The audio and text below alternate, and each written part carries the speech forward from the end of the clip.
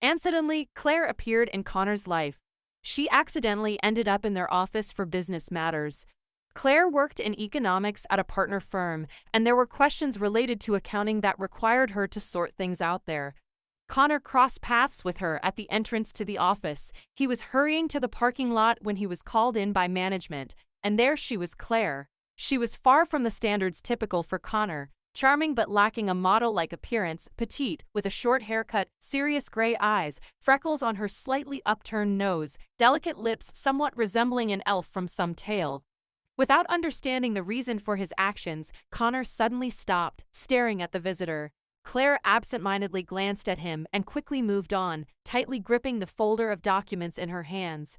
Despite her hurry, Connor instinctively followed her. On the third floor, the girl with the short haircut slowed down and looked around uncertainly. After all, their office was famous for its convoluted maze of stairs and corridors, which always confused newcomers. "Are you looking for something?" Connor asked with a smile, trying to establish contact with the mysterious visitor. "Yes, I'm a bit lost. I need to go to the accounting department," the attractive stranger replied with a smile. "It would be great if you could show me." Connor deliberately chose the longest route, allowing himself to have a conversation with her. As they walked, they managed to get to know each other a little. Claire communicated so easily and naturally, as if she had known Connor for many years, and he found that very appealing. He really didn't want to part ways with Claire when the door to the accounting department, which they were heading towards, finally appeared on the horizon. "Well, here we are," Connor said with slight disappointment. "Honestly, I don't want you to go in there." "Why are there such serious employees?" Claire joked. "I need to leave urgently now, and when I return, you won't be here anymore. I don't want to say goodbye to you right now and not see you again, you know." "I understand," Claire nodded, adding, "I feel the same way." Claire's words made Connor's heart beat stronger, as if a warm wave washed over him. Inside, it became bright and joyful. He felt that he liked her, and it was genuine happiness. Suddenly, he wanted to hug her and stroll through the corridors together, but perhaps it was too early for such strong gestures. "That's nice to hear," Connor replied reservedly, but his eyes, shining with joy, conveyed all his happiness to Claire. Connor asked for Claire's phone number, and she handed him her mobile. He quickly saved his number in her phone and made a test call. "Well, now we're in touch, and I'll definitely call." "Wait for it," Connor smiled. "Definitely," Claire replied, and he dialed her number. Of course, he called on the same day, immediately upon returning from management, just to make sure the number was working. There were still a few hours left until the end of the workday. Claire finished a little later than Connor. They agreed that he would pick her up after work. And he did. Arriving a bit earlier than agreed, Connor sat in the car for a while, observing the exit of the office building attentively. People came out one by one and in groups, but Claire was not among them. Finally, she appeared. Connor instantly jumped out of the car and hurried towards her. Initially, they spent some time in a cafe, getting to know each other, sharing more significant moments from their lives. Claire lived with her mother in a small apartment in a newly built area. She successfully completed the economics faculty at the local university. Connor also studied there, and had he been more actively attending classes, they might have met earlier. However, at that time, he was only interested in girls with model-like appearances, until recently. Connor couldn't quite understand what had struck him about Claire's appearance. She didn't fit his usual preferences at all. But in her company, he felt an incredible comfort and ease. He and Claire were completely different. Connor was self-assured, preferred noisy gatherings, and honestly expressed his opinions. Although this sometimes offended others, he was not inclined to analyze the feelings of others and was straightforward. Claire, on the other hand, was delicate and afraid of causing pain to others. She sensitively reacted to changes in people's moods, was calm, serious, hardworking, and exceptionally responsible. Although somewhat shy, she aimed to achieve her goals and was willing to do a lot for that. Connor and Claire seemed like two halves complementing each other, drawn so strongly to one another that they didn't want to part. They walked until late at night, just holding hands or sat embraced in the car. Claire enjoyed visiting museums, exhibitions, and leisurely walks, during which they could talk about heartfelt topics, as well as trips out of town to appreciate nature. Connor introduced her to an entirely new world, taking her to rock concerts and inviting her to his noisy and fun gatherings. All of this was interesting and exciting for Claire. Connor knew for sure that she wasn't pretending or doing things only for him. They were sincere with each other from the very beginning, and Claire wouldn't hide her feelings. Besides, he saw admiration in her eyes. He felt happy next to her and thanked fate for their encounter. The guy got to know Claire's mother, who turned out to be a pleasant woman around his parents' age. She brewed fragrant tea from garden herbs and baked delicious pies. Claire always complained about her poor cooking skills, but Connor was willing to overlook her lack of skill and disinterest in housekeeping. Her shyness only evoked admiration from him. Connor didn't know how to propose that Claire move in with him. Since Hannah, he hadn't invited anyone over. Although it would have been more logical to propose to Claire, they had been dating for almost a year, both at an appropriate age for marriage, but Connor still had doubts. Connor immersed himself in thoughts about the serious step that required enormous caution from him. Many things caused his anxiety. From childhood, his parents advised him not to rush into marriage. "You're an attractive, successful guy, a groom that anyone would envy," his mother insisted. "Girls will surround you, seeking to marry for their advantage. They marry a wealthy guy first, and then divorce, demanding money and property by law. How many of such stories have I heard? Be cautious." Connor didn't entertain the thought that Claire was deliberately hiding something, but the idea of marriage rooted in his mind as a serious and considered decision, not to be rushed. He didn't want to limit his options. At the moment, everything was going perfectly, but who knows what might happen in the future. Strong feelings for Claire overwhelmed Connor, and he realized their strength. He had never felt anything like it before. However, Hannah's situation made him cautious. Marriage was a responsibility, including the possibility of having children, to which Connor was not prepared. He didn't yearn for such early obligations. He wanted to savor his freedom, explore life, and discover new things without being tied down with diapers and baby rompers. He had friends who already had families, and he saw how they dealt with changes in relationships after having children. He observed how their time was consumed by caring for the little ones, how household problems and duties arose, and how personal freedom gradually disappeared. Connor didn't want his life to revolve solely around children because it seemed like a loss of his own individuality. He dreamed of a life for himself, not wanting to devote all his time to taking care of a baby. Connor saw himself as a father in the distant future, but not in the next 5 to 7 years. Contrary to this, he contemplated how to suggest Claire move in with him, avoiding an official wedding ceremony. But to his surprise, she was the one who began discussing the possibility of living together without touching on the topic of marriage.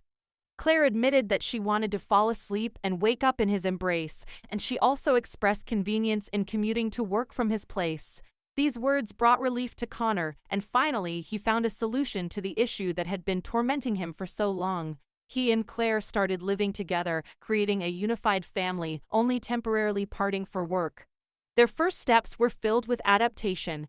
Claire wasn't very experienced in household chores, but it was understandable given that she had always lived with her mother. Connor taught her many things: cooking and quick room tidying. It was fun and endearing, and these activities only strengthened their relationship. Claire proved to be a talented student, quickly surpassing her teacher and enjoying preparing unique dishes. "Maybe you should consider changing your profession," Connor joked, tasting Claire's latest gastronomic creation. "Such skills shouldn't be hidden from the public." "Maybe I will, it's almost serious," Claire replied. "But not now. I'll wait until I have some free time, and then I'll open my own little restaurant. That would be great." Over time, Claire and Connor's friends became acquainted and formed a close-knit group. They enjoyed spending time together, walks in the forest, by the river, hiking trips, and occasionally playing board games. For Connor, it was surprising and engaging. He never imagined that board games could be so interesting, considering them an activity for children. Watching the particular look from Claire's friend, Ruby, Connor felt a certain awkwardness. "Is that your friend Ruby?" he dared to ask Claire, sensing some tension. "She seems okay with you." "Yes, everything's fine," Claire smiled. "It's just that you look remarkably like a guy Ruby was once madly in love with." But they had such an unfortunate story. Ruby was deeply into him, but he played with her, seeing other girls. He was with her, but didn't want a serious relationship. Ruby still loved him and suffered. "Yes, it was a real drama. But that was back in school. We were so young then, just graduated. Youth, foolishness. At that age, you can forgive a lot, recalled Connor. Ruby told me a lot about him, and recently confessed that you look strikingly similar to him, like two peas in a pod. Such a strange coincidence. How did that story end? Claire asked. Nothing special. The guy moved to another city and found happiness with someone else. Ruby suffered, searched for him on social media, but then, it seems, she let go. Started paying attention to other guys. Seems like she let go of the past. But then you appeared, and memories of her first unhappy love came back. And I look like him, Connor exclaimed. By the way, he was a real heartthrob according to Ruby, but the similarity between you is only physical. You're kind, sensitive, a profound person, and he, selfish, superficial, soulless. How Ruby didn't notice that, I don't understand. Connor, you're not any better than the person Ruby recalls. He didn't value feelings and manipulated women, Claire said thoughtfully. Claire, you didn't know me back then. I wasn't the best person then. But people change over time, Connor replied, trying to explain his point of view. Shaking his head to rid himself of unpleasant thoughts, they lived closely together, spending time with each other, meeting friends, going shopping. In their relationship, they always supported and cared for each other. However, despite this, Connor felt a sense of freedom. Claire was comfortable with his meetings with friends, just as he accepted her meetings with her friends. He was confident that Claire wouldn't betray him. Several years passed. Claire dreamed of children, aspiring to become a mother, while Connor didn't yet feel ready for parenthood. They openly discussed this topic. Before we become parents, I have many other goals, he shared. Both in my career and personal life, I want to travel, develop my business. It will be problematic with children. Too bad, sighed Claire. I've long dreamt about our children. But if you're not ready, I'll wait. It's important to me that our future child brings joy to both of us. I'm not ready to agree to anything else. Connor was grateful that Claire understood and accepted his decision. He was prepared for a lot, but not for parenthood, at least not at this moment. However, fate intervened in their lives. Claire came once with news that shook their relaxed reality. Connor, we need to have a serious conversation. Something happened, she said, a slight worry evident in her voice. Claire looked lost and pale. What happened? You look frightened, raced through Connor's mind. I don't know how to tell you this, Claire sighed. It's difficult for me to discuss this, especially considering your stance on this matter, but I'm pregnant. What? Connor was shocked. It was like a sudden blow that stunned him, causing panic. I don't understand how this happened. We use protection, but sometimes that's how it goes. I've already been to the doctor, and he said that no method guarantees 100% certainty, Claire explained. You know I'm not ready to become a father, Connor said softly, his gaze fixed on hers. I've just started building my business. I have many unfulfilled plans. Now is not the time for a child. Do you at least understand what you're suggesting to me? Claire's voice held determination. This isn't easy for me either. I understand you. But sometimes it happens. Medicine is advanced now, my term is still short. Everything will be quick and painless, without any significant consequences, Connor persuaded. Connor realized that his words were incredibly heavy, but right now, he couldn't express his feelings differently. It was simply impossible. And he had the right to his opinion on this matter. After all, a child would completely change his life and overturn the usual order of things. Claire should consider his point of view. But she looked at him as if he were a complete stranger. In her eyes, there was pain, disappointment, and distrust. You scare me, Claire whispered. You scare me a lot. You don't know how much. Suddenly, Connor remembered his mother's words, her warning about cunning women who maneuver themselves to coerce wealthy men into marrying them, then use it to their advantage. You just want me to marry you, burst out from Connor. You're just like all the rest. And here I thought. Claire didn't say another word. She turned and left the apartment, taking only the keys to her car from the mirror. Connor immediately realized he had said something terrible. Of course, Claire wasn't like that. He offended her needlessly. On the other hand, Claire should have understood that there wouldn't be any child. Connor was sure he wasn't going to be a father. He had told her that many times. But maybe she was just pretending to agree? Rushing out onto the balcony to call Claire back, he hoped they could discuss everything and come to an agreement. They both knew they shouldn't rush things. He intended to apologize for his harsh words. After all, he truly loved Claire very much. She was the closest person to him no matter what. But Claire didn't even look back at his hurried words. Claire, deeply hurt, abruptly got behind the wheel of her car, slammed the door loudly, sparks in her eyes, and sped off in an unknown direction. It's okay, Connor said to himself, trying to calm himself down. Everything will settle, you're always rational. You'll come back. You know you can't manage without me. I'm sure you love me as much as I love you. We're destined to be together, and that won't change. To relieve the tension, Connor fetched a bottle of brandy from the bar, uncorked it. He needed a momentary distraction from the worry. Alcohol helped him escape intrusive thoughts. At that moment, the world seemed simpler, and problems more manageable. Crafting a conciliatory message in his mind, apologizing for his harsh words, expressing his love, and calling for a serious conversation, Connor was even willing to discuss a future with the child. If it was essential for Claire, he was ready to sacrifice. After all, he understood that he probably wouldn't find anyone closer to his heart than her. Without her, he simply couldn't imagine his life. He particularly missed her presence at that moment. Yes, things didn't go as planned, and it frightened Connor. The news had thrown him off balance, but he would think through everything in detail. Everything would be all right with Claire, as long as she returned and forgave him for his harsh words. Throughout that agonizing evening, he repeatedly tried to call Claire, but she didn't answer. Maybe she was even crying, and that thought pierced Connor's heart. He puzzled over his new role becoming the source of pain for the one he loved. He desired to bring joy, to see a smile on her face, to make her happy. But it turned out differently. He became the cause of her sorrow. All evening, he ran through various scenarios in his mind, accepted Claire's decision, understood her perspective. Connor was willing to do anything just to bring a smile back to her face, even if it meant paying a high price. When Claire drove off in an unknown direction in her car, Connor suddenly realized how much he needed her, that his life was now incomplete without her. He waited for her to calm down and respond to his call, but there was no response. It was the first time she had been upset with him. Connor got distracted, immersing himself in watching some TV show while scrolling through the news feed on his phone. Suddenly, information about an accident that had occurred recently on the highway appeared before his eyes.